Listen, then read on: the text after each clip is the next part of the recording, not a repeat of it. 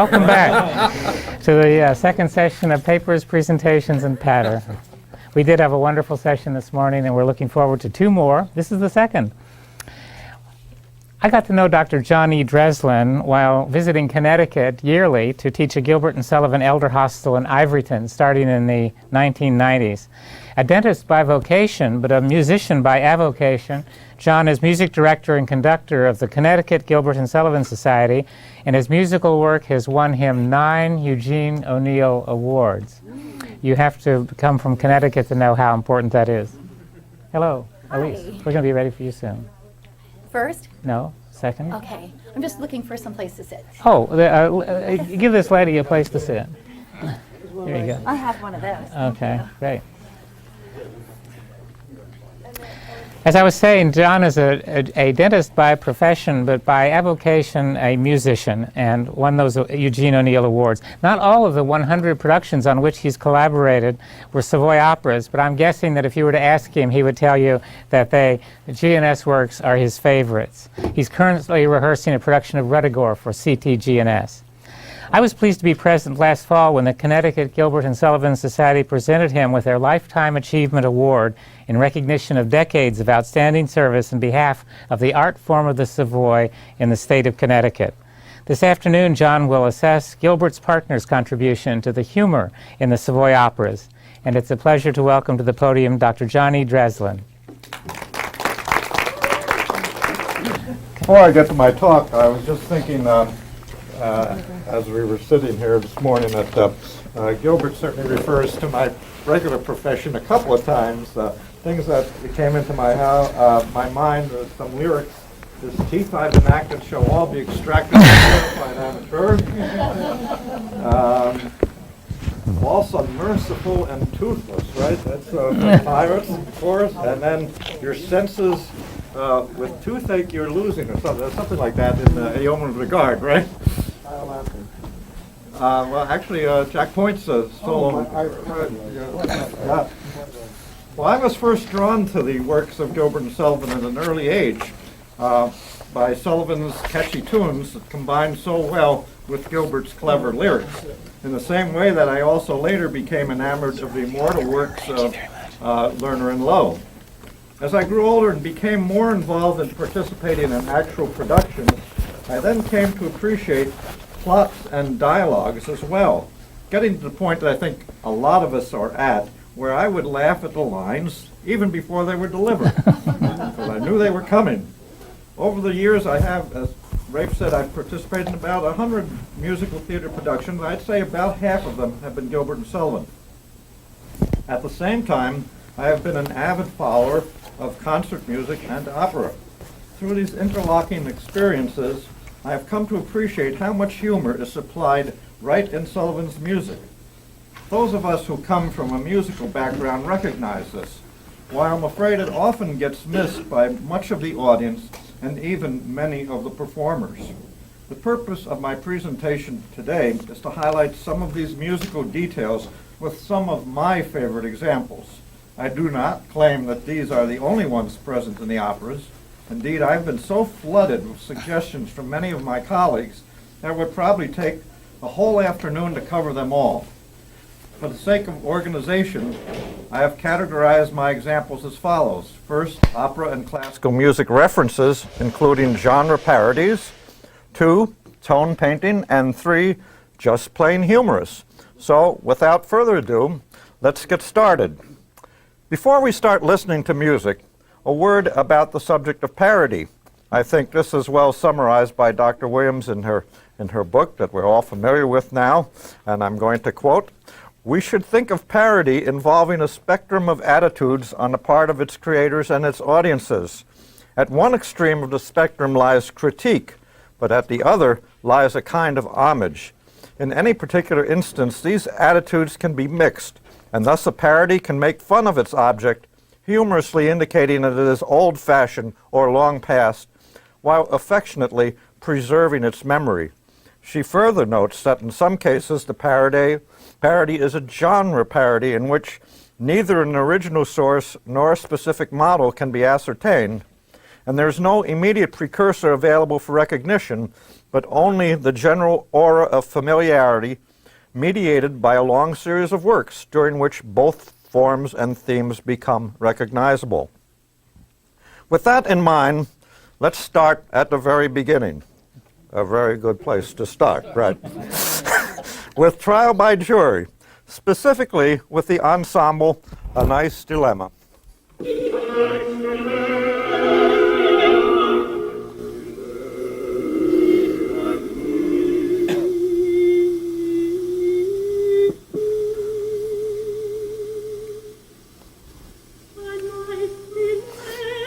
Here we have a reference to the Italian bel canto tradition of a point in one of the act finales where all action comes to a stop and the many characters on stage sing about their commentary in the situation they're in, with the voices usually overlapping in counterpoint. I want you to especially listen to what the chorus is doing here. Sort of an papa thing.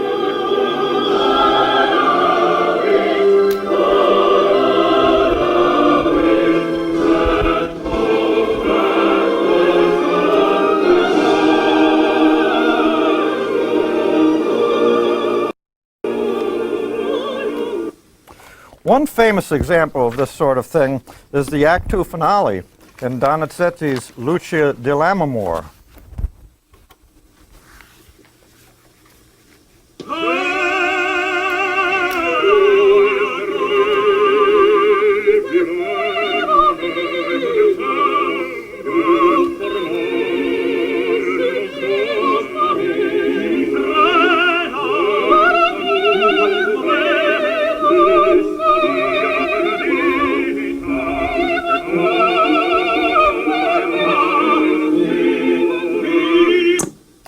But I think there's an even closer affinity to the D'un Pensiero selection from La Sonnambula by Bellini. I want you to pay close attention to the melodic art and the triplet accompaniment in the chorus and see if this doesn't really remind you of Trial.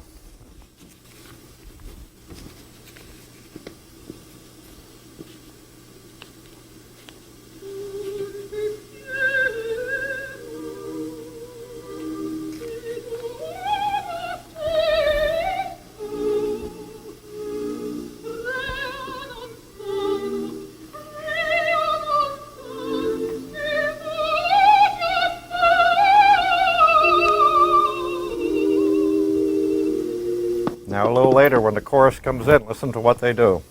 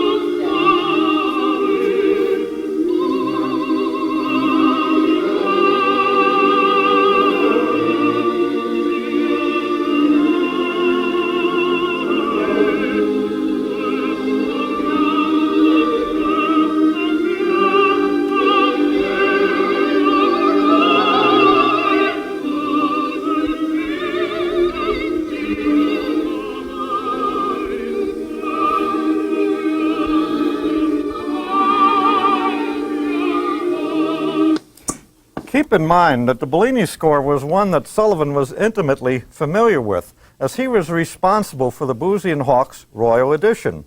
The other ones he edited for Boosey and Hawkes included Fidelio, Marta, Don Giovanni, Barbara of Seville, and also Faust and Il Trovatore. Keep those in mind. Moving on to the next major work, Sorcerer, we have another rather direct opera reference. I refer here to the incantation scene, which is roughly patterned on the famous Wolfglen scene of Weber's Der Freischütz.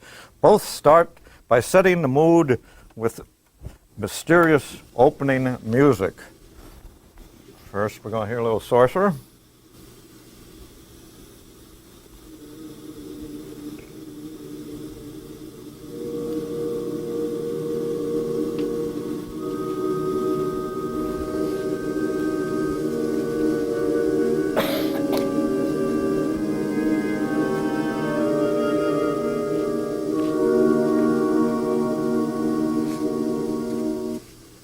Now Weber.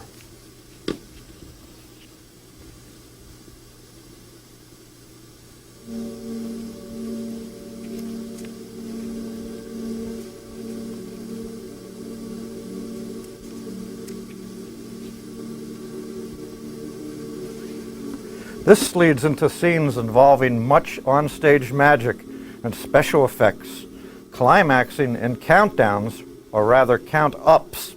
In one case, it is Wells adding ingredients to the teapot.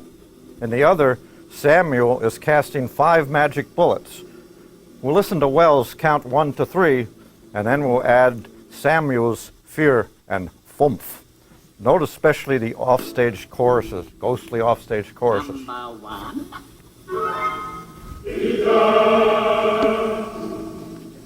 Number 2.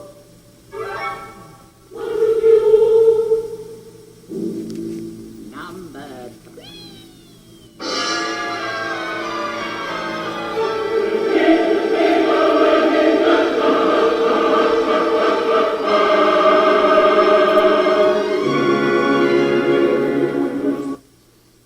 And here comes. He's already gotten through 3. We're heading for fear now. Fear.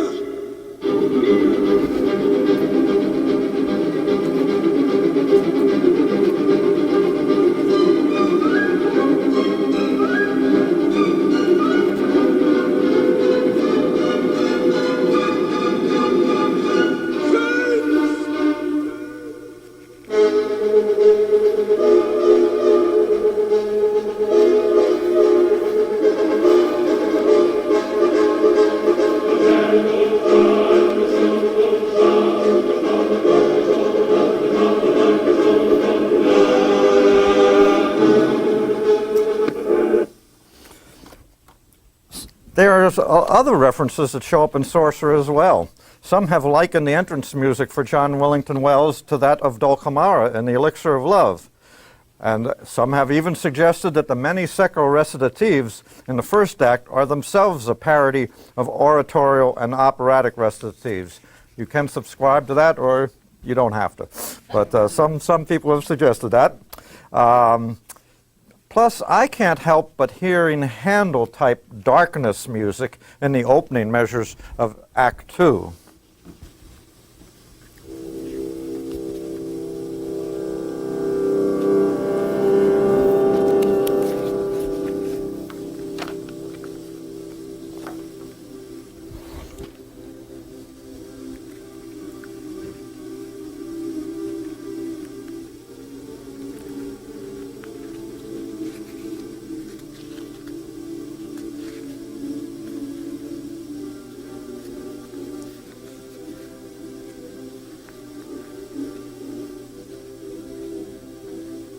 What that reminds me of is this.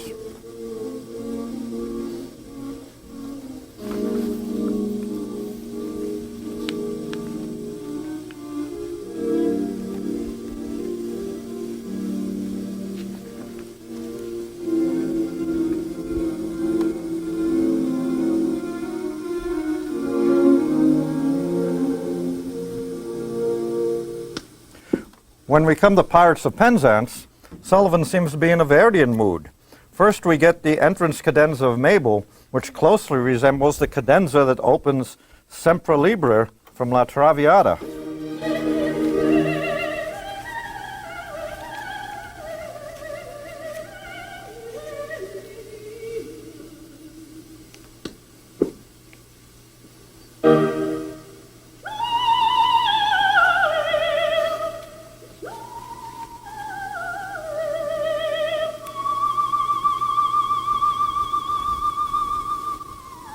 Listen to the lead up now.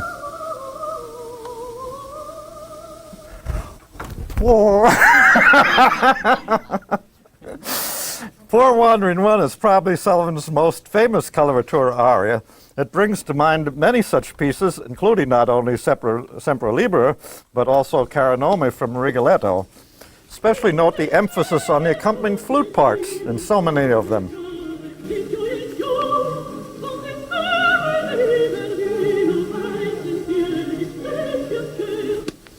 Then, of course, we have the well-known reference to Il Trovatore, specifically the Anvil Chorus.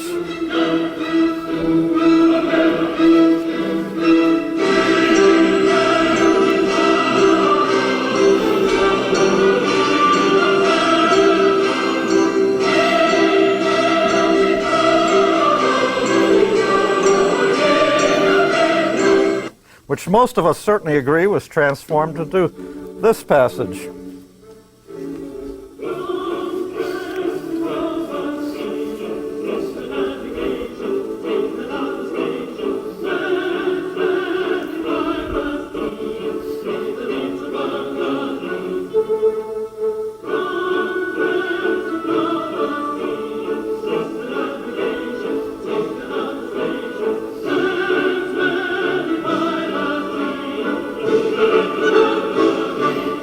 Now here's a passage that's familiar to all lovers of classical music.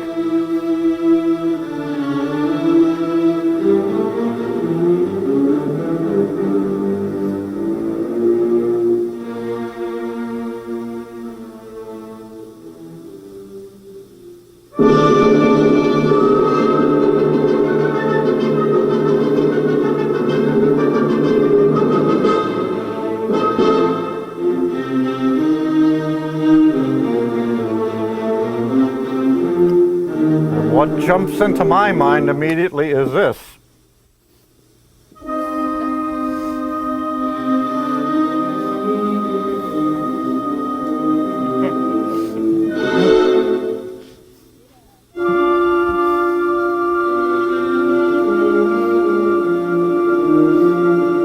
Which you all realize is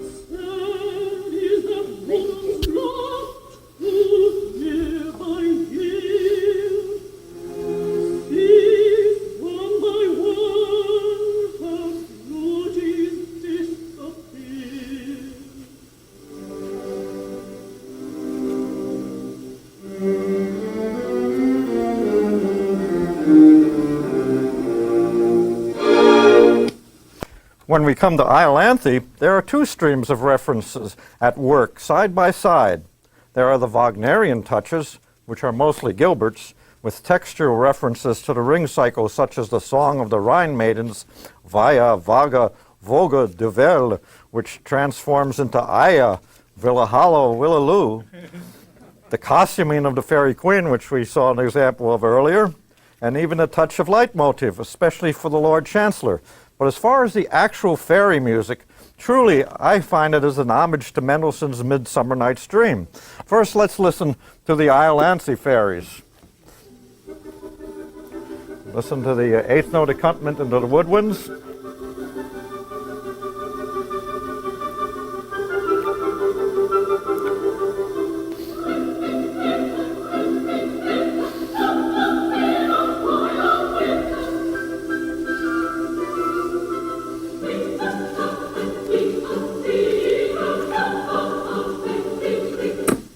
Now the two absolutely lovely fairy choruses from Mendelssohn. Hear the woodwinds going again?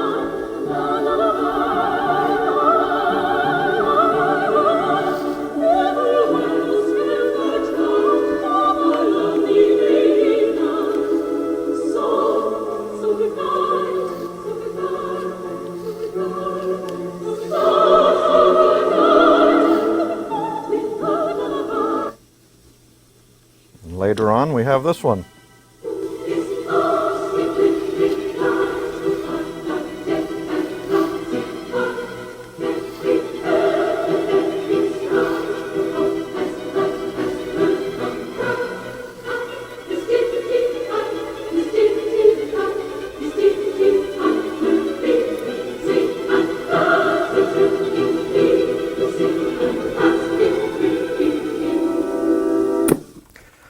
When we come to Princess Ida, we have the famous number, This Helmet I Suppose. Here we are confronted with a striking example of music composed to sound like Handel. But is there a specific reference? I haven't been able to find one. Maybe you know one. This helmet, I suppose, was meant to ward off blows. It very hot and weighs a lot. As many a guardsman knows, as many a guardsman knows, as many a guardsman knows, as many a guardsman knows. So off that helmet goes. Yes, yes, yes, so off that helmet goes. One direct musical quotation that goes by so fast that it is often missed, especially since it is also missing from the Schirmer piano reduction, is the snatch of Bach's Great Fugue in G minor, BWV 542, that occurs during the Mikado's song under the lyrics Masses and Fugues and Ops by Bach interwoven with Spohr and Beethoven. One of my favorite little things he throws in there. Here it comes. By Bach interwoven with Spohr and Beethoven and classical Monday pop. And that comes from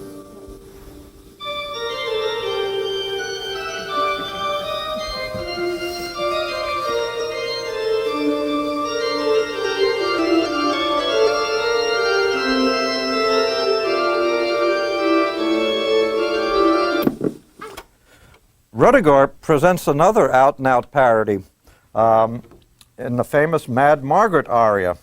Mad scenes were almost a staple in 19th century opera. Think Elvira in I Puritani, or Marguerite in Faust, another Sullivan-edited score, or Ophelia in Hamlet. In their ravings, they all eventually seem to sing about flowers.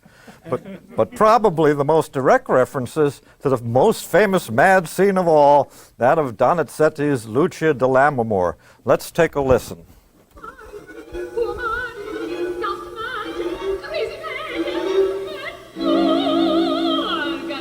I want you to listen to the chromatics ascending here, because you're going to hear that in the Donizetti too.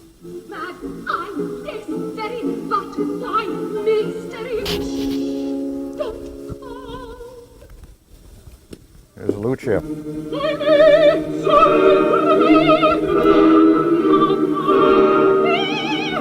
Keeps going up.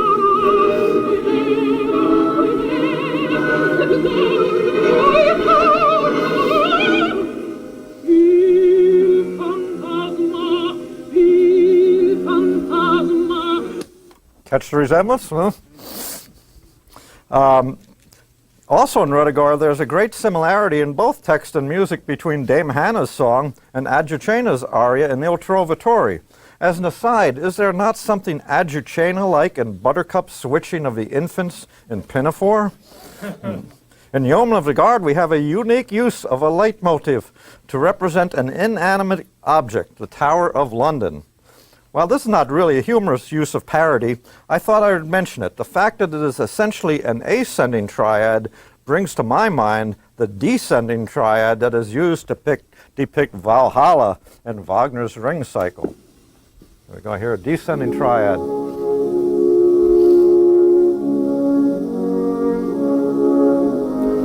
And another one.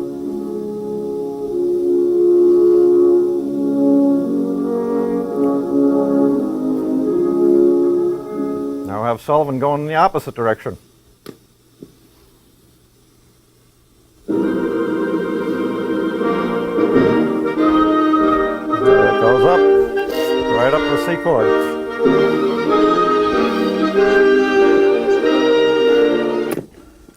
Sullivan has a great deal of fun with dance styles in his operas. Firstly, there is the gavotte. See if you recognize these. I'm sure you guys will all know what they are. What's that one? Sorcerer. Right, sorcerer.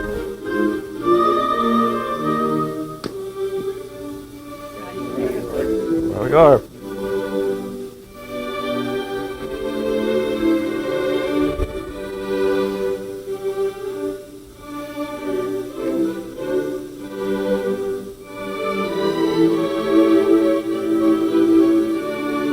And another one. Yeah. By Sullivan's time, the gavotte was no longer a contemporary form. He seems to use it in a way to recall earlier times, in a way that modern musicals might recall the swing or the rock and roll eras. Similarly, we have some minuets.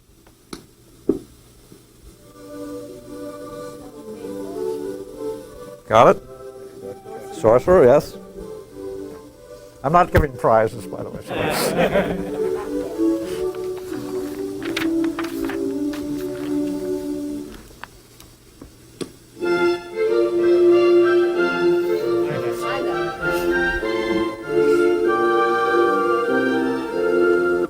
Then there are the hornpipes, beloved by the orchestral piccolo players.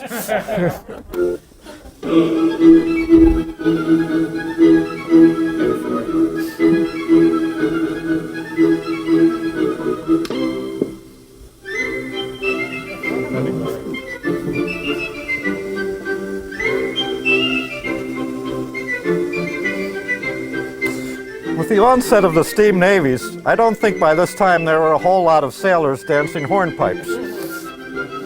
But how else to evoke musically Navy life? Of course, as you might expect in gondoliers, we're suffused with Italian rhythms and dances. I especially like the tarantella in the Act 1 finale, but there's another one in Utopia Limited.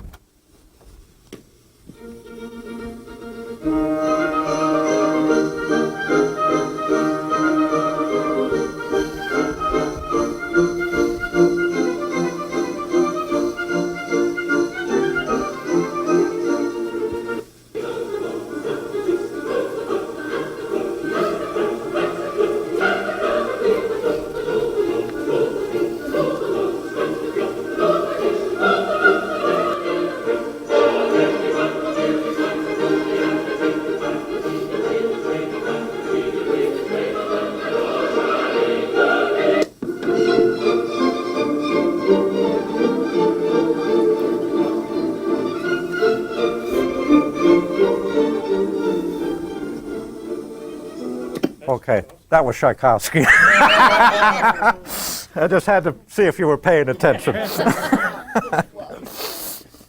As my friend, the noted Gilbert Sullivan scholar Jonathan Strong points out, Grand Duke is a virtual compendium of dance styles. Habanera, Polonaise, can-can, Irish jig, galop, and a bit of minstrel show music thrown in as well. Other examples of minstrel music can be found in the defendant's song in Trial by Jury and, of course, the famous number from Utopia Limited.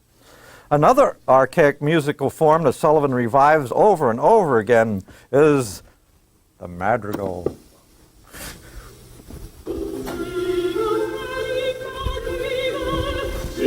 Probably the most famous one. Sing along.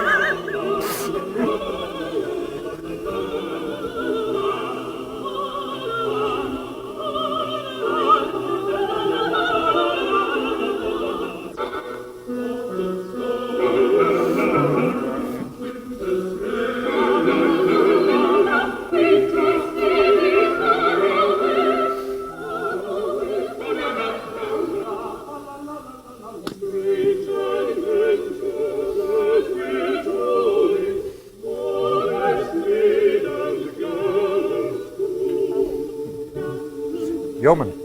Yeoman.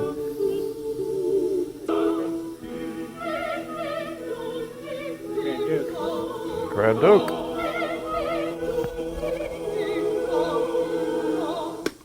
They are truly some of our favorite passages to perform. The unusual thing I find about them is they all express feelings of melancholia and sometimes out-and-out sadness rather than joy. The formal structure of the fugue seems to be called into play when Sullivan treats legal subjects, the most elaborate being the entrance of the Lord Chamberlain in Iolanthe.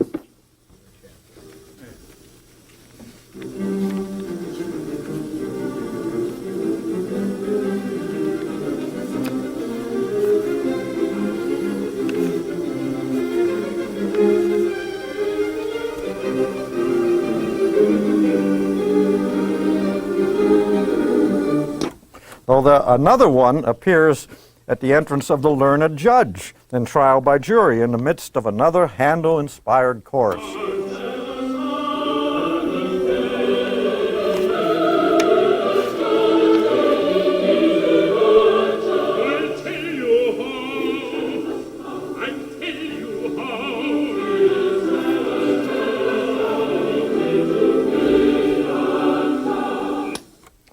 Another device which Sullivan frequently uses for dramatic effect is the sudden loud chord, which Haydn pioneered in his Surprise Symphony. Here are some of the instances that I found. Don't say they're all of them.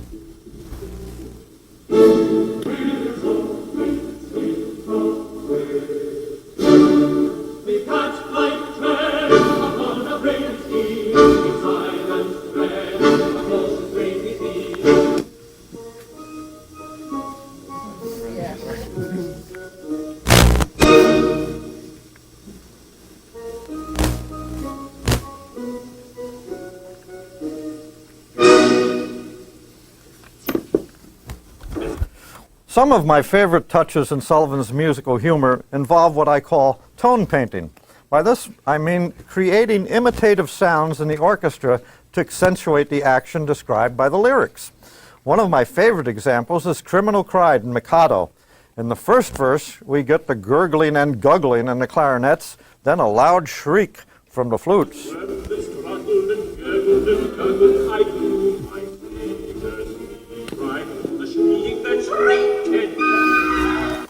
In the third verse, we get the bass drum representing the thud of the detached head.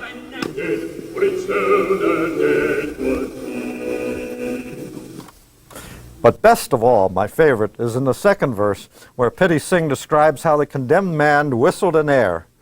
We get two quick snatches, first in the oboe, then in the piccolo. I have been told that the piccolo solo has had more than one variation over time, that originally a tune from a popular piano keyboard exercise was used, and that this was then changed to a snatch from The Girl I Left Behind Me. In any case, whatever it is, it's a killer to play given the tempo of the piece, and I have rarely heard it done neatly. I can imagine the poor piccolo player who must do it, dreading it as piccolo players also dread the rapid passage that so famously occurs in the third movement of Tchaikovsky's Fourth Symphony. Well, anyway, here it is, first as it appears in the song, and then played on the piano. There's the oboe. Now, you couldn't hear that too well, but this is what it is.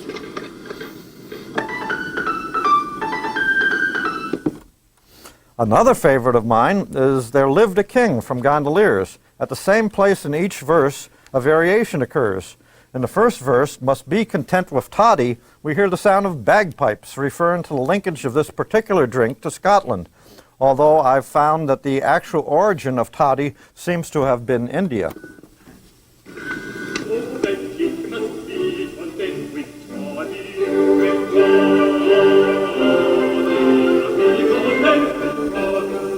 In the second verse, with admirals the ocean teemed around his wide dominions, we get a quotation from the sailor's hornpipe, which also, by the way, introduces the entrance of Captain Corcoran in Utopia Limited.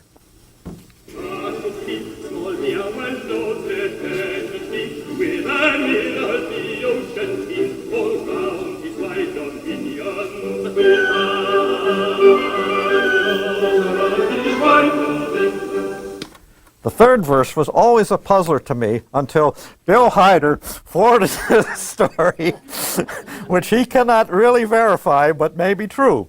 The lyrics are, "Up goes the price of shoddy." It seems that originally a quote of Yankee Doodle may have appeared here, referring to the importation of cheap American cloth, which was resented by British manufacturers. But Sullivan eventually changed this to soothe the feelings of one particular American woman. It sort of sounds like spinning wheels going, but this is what's there now.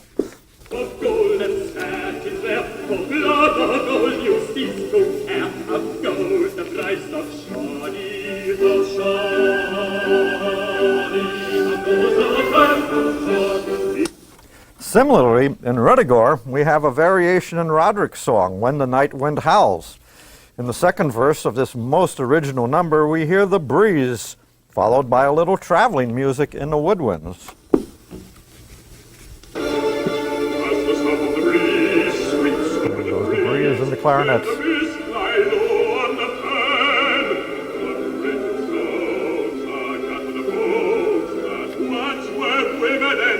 Now we have the ghosts flying through the air.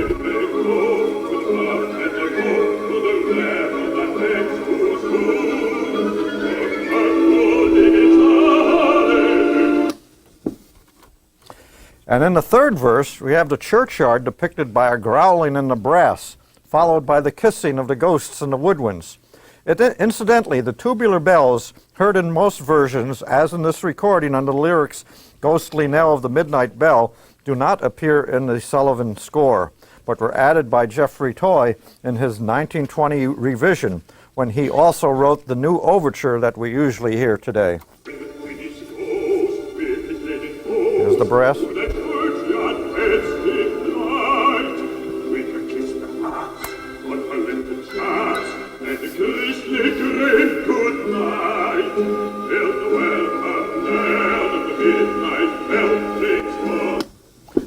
While we're on the subject of breezes, here are a couple of my favorite bits of breeze music.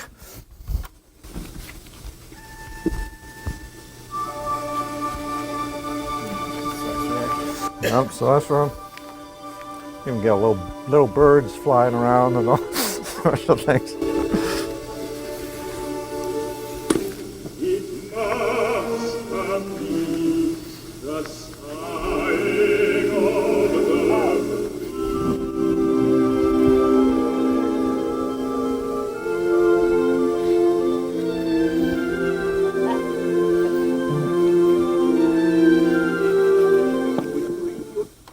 Turning to the Nightmare Song in Iolanthe, we once again encounter variations in orchestra details in the verses. In the second, we hear the rocking figure of the woodwinds to the lyrics, "You dream you're crossing the channel and tossing about in a steamer." Then in the third verse, the bass line imitates the rolling of bicycles under the lyrics, "You and the crew are on bicycles too." Enough to make you seasick.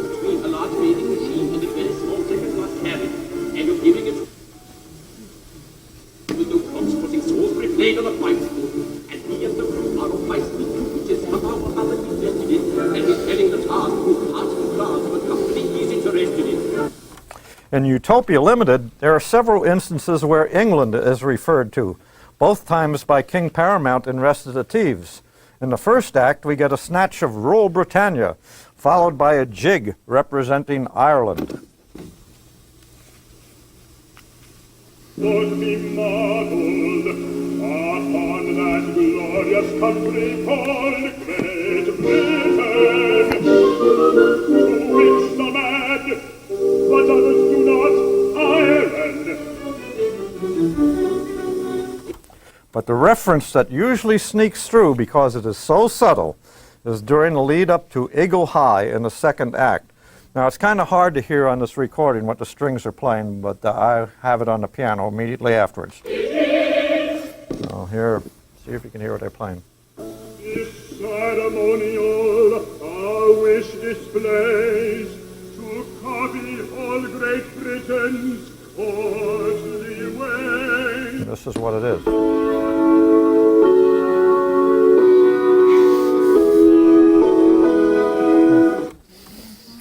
Lastly, in my survey of the humor of Sullivan's music, I come to pieces that I consider just plain funny. One of the funniest has got to be, from a musical point of view, a tenor All Singers Above from Utopia Limited. The repeated attempts of the tenor to hit his high note are wonderful, as well as his other examples of the art of aria singing. Now this one, I think the tenor does a little bit too straight, but get the idea. If a tenor can't do himself justice, now observe.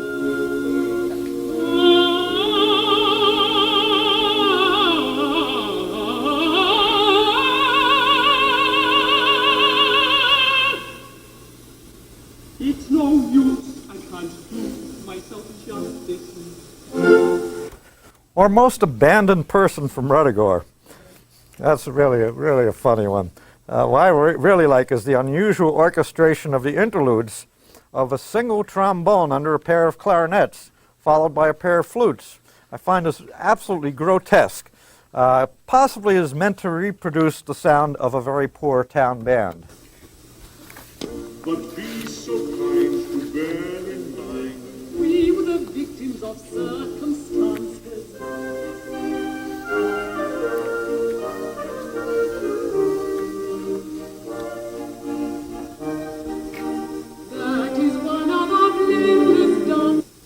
Then, of course, there is It's True That Medieval Art from Patience, with its stilted, stiff rhythms reflecting the stiffness of the artistic poses of the trio.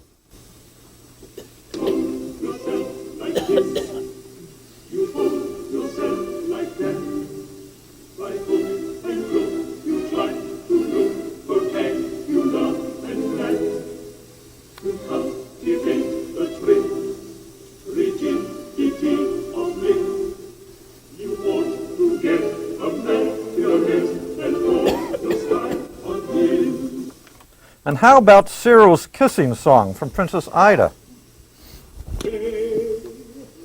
Oh, kiss me, kiss me, kiss me, kiss me, though I die of shame.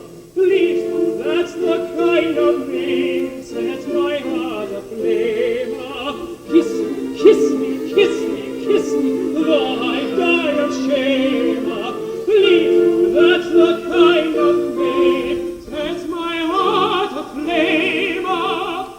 Or how about the fortissimo last verse of the No Longer So Dainty Fairies in the opening chorus of Iolanthe?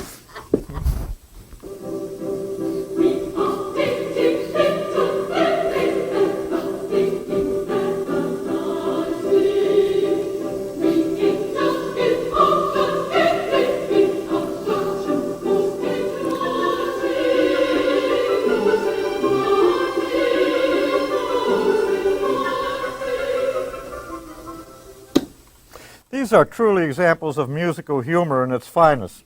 There are so many others that I could quote, but unfortunately we have a time constraint and many other interesting speakers to listen to this afternoon. And so I leave it to you, my colleagues, to continue listening carefully to Sullivan's wonderful contributions and enjoy the fun. And let's give 3 cheers for Sullivan.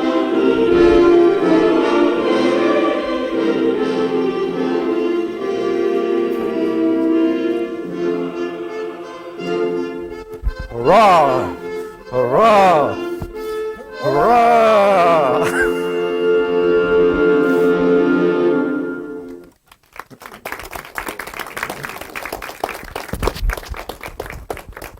Thank you. Do you have questions or comments for Dr. Dreslin? Was that on the CD where you turned the book in the CD from the computer? What's that? How did you make? I actually did it with this machine. Not very high tech, but you can put the CD in here, and then you can press the record button on the tape thing, and it will record it. So that's how I did it. You can record onto this? Yeah, you can record from here right on the same machine. Yeah, yeah. There's several machines you can do that with. It's not very high tech, but I'm not a very high tech person. That's my level also. Here's another question. This was playing second flute last night. The reduction that I think Rafe uses in Austin, and I have used a couple of times,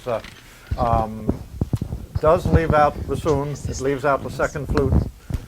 It's basically 1 flute, 2 clarinets, oboe, and 1 each of the brass, 1 horn, 1 trumpet, and 1 trombone. And I perfectly agree with you. I mean, I found like there were some portions in Ruddigore last night that really needed the extra brass, especially those low things in the Nightmare Song and such like that.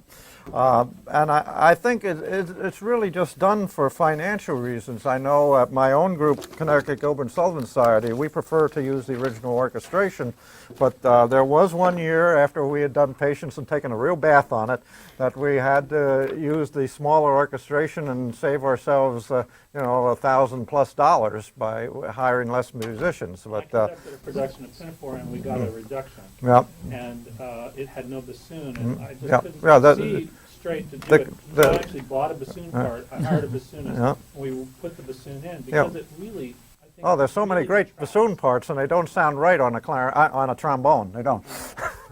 Here's another question. We came hi. We came up with something wonderful. My husband's going to kill me. When we did the hornpipe in Ruddigore, he played the tune. He played Dick Dauntless, but the girls danced, and he played the hornpipe on the piccolo, on the piccolo. We didn't have an orchestra, so in that particular situation, it really was that kind of thing worked really well. Making that substitution. Also, I just want to say now I understand finally why you got on our cases doing the fairies and Iolanthe and not singing staccato enough. Now I get it. I've got to say, how many tenors are there out there who double on piccolo? But then again, I was trained as a bassoonist, so there you go. I was just going to say, you mentioned that for Eric's aria in Princess Ida, you didn't know specifically which piece of Handel it's parodying. You have it? I can't tell you the exact one, but I do know that in Handel, there are many occasions of a heroic character coming on and singing about how he's going to put on his armor and go into the fight.